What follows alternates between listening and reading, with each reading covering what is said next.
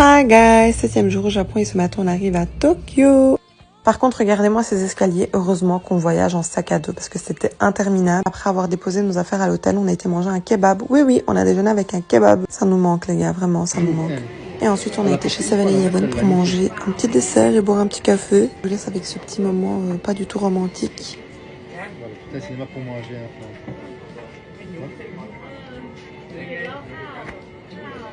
On loge dans le quartier d'Asakusa, donc on en a profité pour aller voir le temple Sensoji.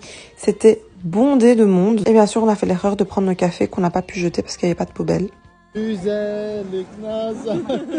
Après la visite du temple et des petites ruelles, on a fini dans un jeu d'arcade. Grosse erreur, les gars. On voyage en sac à dos. Bon, après plusieurs tentatives, on a été faire de la monnaie et devinez quoi? Quelqu'un a gagné Winnie l'ourson à notre place. Du coup, Jam était dégoûté. Et en essayant pour la première fois, je vous laisse regarder. Bon, par contre, après ça, j'étais fâchée parce que j'étais en train de me demander où est-ce qu'on allait le foutre.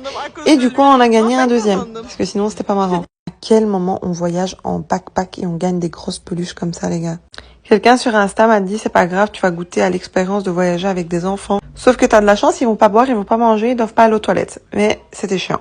Après le quartier de Shinjuku, on a été dans un restaurant de ramen halal. Et c'est trop bien parce qu'ici, vous avez des salles de prière dans quasi tous les restaurants halal. Par contre, on était déçus des ramen. J'en reparlerai dans une autre vidéo. On a repris le métro pour arriver à Shibuya. Bon, on voit mon nounours et mon mari derrière. Je sais pas si vous avez fait attention. C'est vrai qu'en arrivant, c'était assez impressionnant. Mais finalement, on se disait, mais en fait, c'est vraiment petit, quoi. Mais on m'avait prévenu. Et alors, on n'en pouvait plus. Donc, on a été se poser pour boire un matcha chez deux matchas Tokyo. Et on était déçus parce que le matcha était sucré. Et enfin, on prend le métro pour rentrer, mais avant, bien sûr, qu'on passe chez 7-Eleven pour prendre un dessert. Cette fois-ci, j'ai pris ces glaces-là et c'était super bon. Si vous allez au Japon, goûtez. Voilà, bisous.